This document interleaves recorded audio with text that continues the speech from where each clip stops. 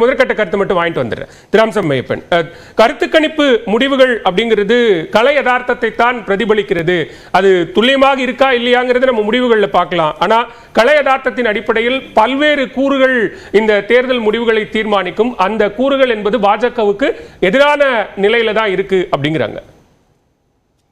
பாரத மன்னருக்கும் தமிழ் மக்களுக்கும் முதற்கண் வணக்கங்கள். முதலில் இன்றைக்கு நிகழ்ச்சிக்கு போறதுக்கு முன்னாடி தமிழ்நாட்டில் 58 இடங்கள் ராஷ்டிரிய சுயம் சேவக சங்கம் அவர்கள் பாதி அணிவகுப்பை வெற்றிகரமாக நல்ல முறையில் மக்களுக்கு எந்த ஒரு இன்கன்வீனியன்ஸும் இல்லாம சட்டத்திற்கு உட்பட்டு அவர்கள் நடத்தி வந்திருக்காங்க. அதற்கு வாழ்த்துக்கள். இது இல்லாமல் முக்கியமாக நடந்து முடிந்த ஹரியானா தேர்தலுக்கும் ஜம்மு அண்ட் காஷ்மீர் தேர்தலுக்கும் மக்களுக்கு வாழ்த்துக்கள். தேர்தல் கமிஷனுக்கு முக்கியமாக வாழ்த்துக்கள். ஏன்னா ஜம்மு அண்ட் காஷ்மீர்ல எப்பவுமே பிரச்சனை இருக்கு. இதுக்கு முன்னாடி பேசும்போது ஆசீர்வாதம் ஆச்சாரி அவர்களும் மிக தெளிவாக சொன்னாங்க. அவங்க பணிபுரிந்த காலகட்டத்தில் கூட எவ்வளவு ரிஸ்கியாக இருந்தது, சேஃப்டி மெஷர்ஸ் எவ்வளவு அவங்க பர்சனலா அடாப்ட் பண்ண வேண்டிய தேவை இருந்தது. அன்னைக்கு ஓட் பர்சன்டேஜ் கம்மியா இருந்திருக்குன்னு இன்னைக்கு தேர்தல் கமிஷனோட முனைப்போட இன்னைக்கு 63% இருந்து 68% வரைக்கும் ஓட் பர்சன்டேஜ் இம்ப்ரூவ் ஆயிருக்கு. அப்படின்னா அந்த தேர்தல் கமிஷனுக்கும் அங்க இருக்க லா என்ஃபோர்ஸ்மெண்ட் ஏஜென்சி அப்புறம் நம்மளோட பார்டர் செக்யூரிட்டி ஏஜென்சி எல்லாருக்குமே நன்றி சொல்லியே ஆகணும். மக்களுக்கும் மிக்க நன்றி. ஏன்னா அவர்கள் தான் இந்த தேர்தலுக்கு முக்கியமான செலிபிரேட்டிங் என்டிட்டிஸ். அவர்கள் நம்பிக்கையாக அவர்கள் வாக்கை எடுத்திருக்கிறார்கள். அதுல பார்க்க வேண்டிய தேவை என்ன இருக்கு அப்படின்னா, சுதந்திர இத்தனை நாள் காங்கிரஸ் ஆட்சி காலத்துல 13% 18% வாக்களித்திருந்த ஜம்மு அண்ட் காஷ்மீர் மாநிலம் பாஜக ஆட்சி காலத்தில் 2014 இருந்து இன்னைக்கு வரைக்கும் எப்பவுமே 50% அதிகமாக வாக்களித்திருக்காங்க. அப்ப மக்களுக்கு தேர்தல் மீது நம்பிக்கை வந்திருக்கிறது, மக்கள் ஆட்சி மீது நம்பிக்கை வந்திருக்கிறது. அதனால அதிகபட்சமாக வாக்களிக்கிறாங்க. இன்னைக்கு அந்த எலெக்ஷனை இன்னும் சக்சஸ்ஃபுல்லாவும் சேஃபாவும் நடத்த முடியுது அப்படின்னு பார்க்க வேண்டிய தேவை இருக்கிறது. எலெக்ஷன் 10 ஆண்டுகள்ல தேர்தல் நடத்தி இருந்தாலே இதே மாதிரியான முடிவுகள், இதே மாதிரியான நம்பிக்கை, இதே மாதிரியான முடிவுகள் வந்திருக்குமா? ஏன்னா 2014 நடந்திருக்கு, 2019 நடந்திருக்கு. இது இல்லாம நடுவில் லோக்கல் பாடி எலெக்ஷன் நடந்திருக்கு. இது 2019க்கு அப்புறமா அப்ரகேஷனுக்கு அப்புறம் ஆகஸ்ட் 2019க்கு அப்புறமாக 2 தேர்தல்கள் நடந்திருக்கு. பாராளுமன்ற தேர்தல் நடந்திருக்கு, அசம்பிளி இது லோக்கல் பாடி தேர்தல் நடந்திருக்கு. அங்க பாஜக நல்லா பெர்ஃபார்ம் பண்ணிருக்காங்க. சோ ஒன்னொரு இதுக்கு அடுத்தது இன்னொரு முக்கியமான விஷயம் டீலிமிட்டேஷனை பத்தி ஒன்னு சொன்னாங்க. டீலிமிட்டேஷன் எக்ஸசைஸ் ப்ரொசீஜர் ப்ராசஸ் எல்லாமே கரெக்டா தான் நடந்திருக்கு உச்சநீதிமன்றம் சொல்லியிருக்கு. அப்படி தவறாக நடந்திருக்கிறது அப்படின்னு யாருக்கு என்ன இருந்தாலும் ஏற்கனவே ஹாஜி அப்துல் கனி அவர்கள் தொடுத்த வழக்கு போல மற்றவர்களும் வழக்கு தொடுக்கலாம். இல்ல மற்றவர்கள் என்ன தவறு இருக்கிறதுன்னு ப்ரொசீஜர் ப்ராசஸ் சொல்லலாம். பொதுவாக எல்லாமே தவறாக நடக்கும், எப்படி நடக்கும் அப்படின்னு எனக்கு தெரியும் அப்படின்னா நான் ஒருத்தரை பத்தி சும்மா ஒரு ஒப்பீனியன் பீஸா நான் என்ன வேணா சொல்லிட்டு போலாம். ஆக்சுவலா அது தவறு அப்படின்னு உச்சநீதிமன்றம் சொல்லியிருக்கு. உச்சநீதிமன்றம் ஆதாரப்பூர்வமாக பார்த்திருக்கிறது.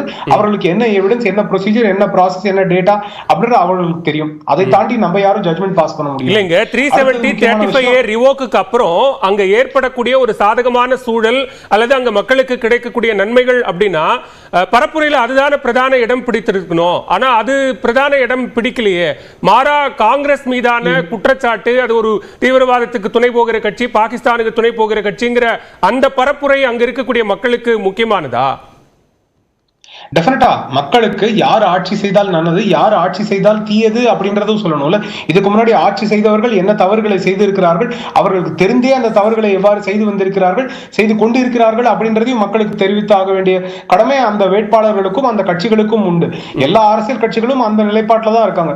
தமிழ்நாடா இருக்கட்டும், புதுச்சேரியாக இருக்கட்டும், இது கேரளாவாக இருக்கட்டும், ஜம்மு அண்ட் காஷ்மீராக இருக்கட்டும், இல்லை இந்தியா விட்டு வெளிநாடுகளாக இருக்கட்டும், எல்லா வேட்பாளர்களுக்கும் அந்த பொறுப்பு இருக்கிறது. எல்லா அரசியல் கட்சிகளுக்கும் அந்த பொறுப்பு இருக்கிறது. டெல்லியில போட்டியிடும் போது இன்னைக்கும் ஷீலா தீட்சித் என்ன தவறு செய்தார்கள் ஆம் ஆத்மி பார்ட்டி சொல்லுவாங்க.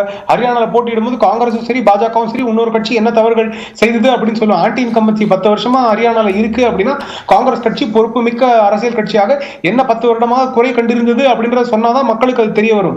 மக்களுக்கு இன்னும் அது பிரதிபலிக்கும். அதுவும் வாக்கு அதாவது எலெக்ஷன் போலிங் டயத்துல அப்படின்றது தேவையான விஷயம் தான். அதனால அதுல தவறுகள் தேர்தல் பரப்புரையில நிறைய சொல்லியிருக்காங்களே.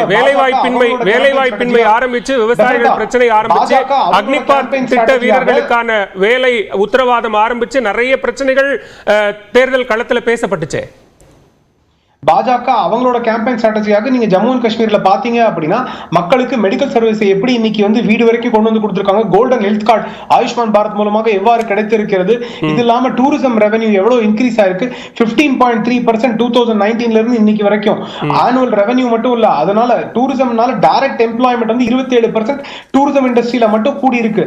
நான் மத்த இண்டஸ்ட்ரிக்கெல்லாம் போகவே இல்லை. அதுதான் பொன்ராஜ் கேக்குறாரு, நீங்க 35A ரிவோக் பண்ணதுக்கு அப்புறம் எவ்வளவு பேர் அங்க நிலம் வாங்கியிருக்காங்கன்னு ஒரு டேட்டா கொடுங்கன்னு கேக்குறாரு.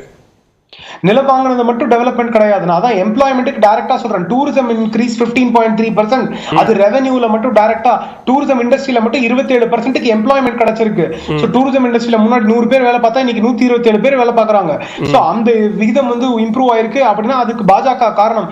இன்னைக்கு அங்க சேஃப்டி இம்ப்ரூவ் ஆயிருக்கு. ஒண்ணும் இல்ல, நம்ம எத்தனை டெரரிஸ்ட் இன்சிடென்ட்ஸ் நடந்திருக்கு 2014க்கு முன்னாடி, 2019க்கு அப்புறமா எத்தனை டெரரிஸ்ட் இன்சிடென்ட்ஸ் அப்படின்னு டிராஸ்டிக்கா குறைஞ்சதை பார்க்கலாம். 2018ல 127 இன்சிடென்ட், 2019ல 130, 2020 21ல 100க்கு கம்மியாக இருந்திருக்கு, 2023ல வெறும் 29 இன்சிடென்ட். சோ அந்த மாதிரி இன்சிடென்ட்ஸ் குறைஞ்சிட்டு வந்துட்டே இருந்திருக்கு. சோ மிலிட்டன்சியும் குறைஞ்சிட்டு வருது, அங்க ஊடுருவல் குறைஞ்சிட்டு வருது, லா அண்ட் ஆர்டர் இஷ்யூஸ் வந்து பிரச்சனைகள் குறைஞ்சிட்டு வருது. அப்படின்னா அது பாஜக அந்த 5 ஆண்டுகள் என்ன செய்திருக்கிறார்கள் அப்படின்ற அந்த நம்பகத்தன்மை இருக்கிறது.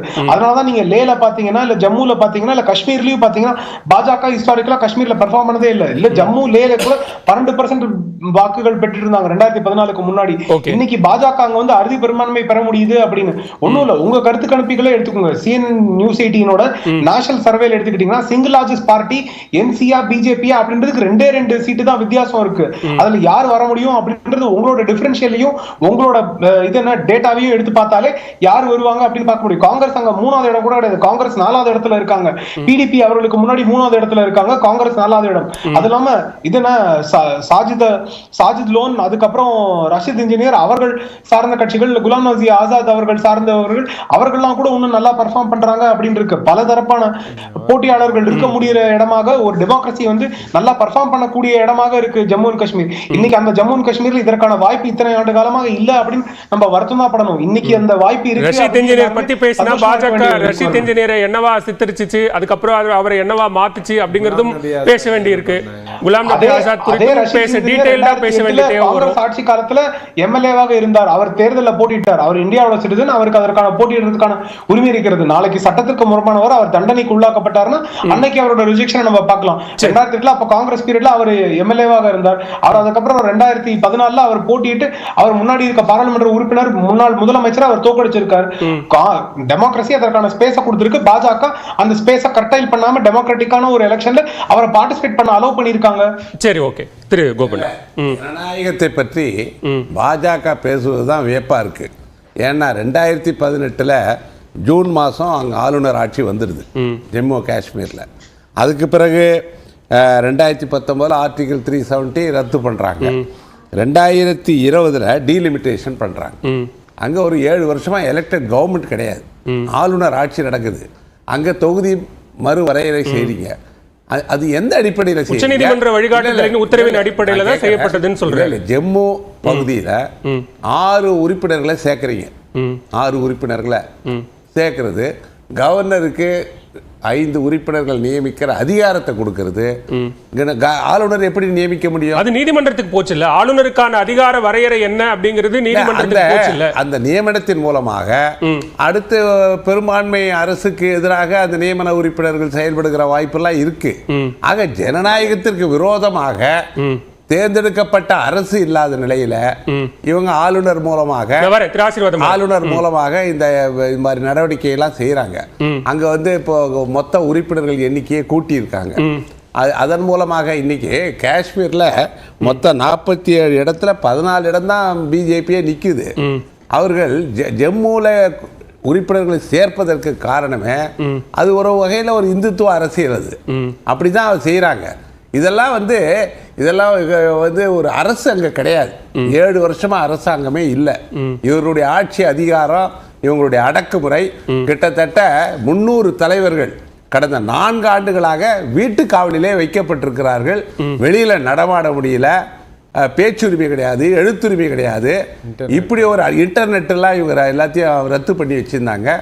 இப்படிப்பட்ட சூழ்நிலை இந்த தேர்தலை எப்படியாவது பயன்படுத்தி பாஜகவுக்கு எதிராக ஒரு தீர்ப்பு வழங்கணும், அப்படின்னு தான் இன்னைக்கு காங்கிரஸ், தேசியவாத இந்த நேஷனல் கான்ஃபரன்ஸ் அவங்க கூட்டணிக்கு மக்கள் ஆதரவு தெரிவிக்கிறாங்க. இவர்களுக்கு வந்து உண்மையிலே நான் கேட்குறேன், அவர்கள் வந்து உண்மையில் அந்த மக்கள் மீது முதல்ல இவர்களுக்கு வந்து மத ரீதியாக அதை பார்க்கக்கூடாது. ஜம்மு எங்க மக்கள் தான், இந்தியர்கள் தான், காஷ்மீரும் இந்தியர்கள் தான், லடாக்ல இருக்கிறாங்க. அப்படித்தான் நாங்கள் பார்த்து கொண்டு வந்தோம். அங்க வந்து இப்போ கூட 3 வருஷத்துல 48 ஆர்மி சோல்ஜர்ஸ் வந்து கொல்லப்பட்டிருக்கிறார்கள். இதெல்லாம் யார் பொறுப்பு? ராமசாமி ஐயப்பன் சொல்றாரு. அப்ப அந்த மாதிரியான தாக்குதல்கள் படிப்படியா குறைஞ்சு வந்திருக்குல்ல. 3 வருஷத்துல 48 சோல்ஜர்ஸ் டைடு, 48 பேர் இறந்திருக்காங்க இவங்க இந்த 3 வருஷத்துல. நான் சொல்றேன், அங்க வந்து அங்க இருக்கிற மக்கள் வந்து அமைதியை விரும்புபவர்கள், இந்தியாவோடு இணைந்து இருக்கணும்னு நினைக்கிறாங்க. இவர்களது நடவடிக்கை காரணமாகத்தான் அங்கே பிரிவினைவாதம், பயங்கரவாதம், வன்முறை எல்லாம் தலை தூக்கியது. அது நேரு, ஷேக் அப்துல்லா கட்டுப்பாட்டில் இருக்கிற வரை அது ஒரு அழகான பூமியாக, அமைதி பூமியாகத்தான் இருந்தது.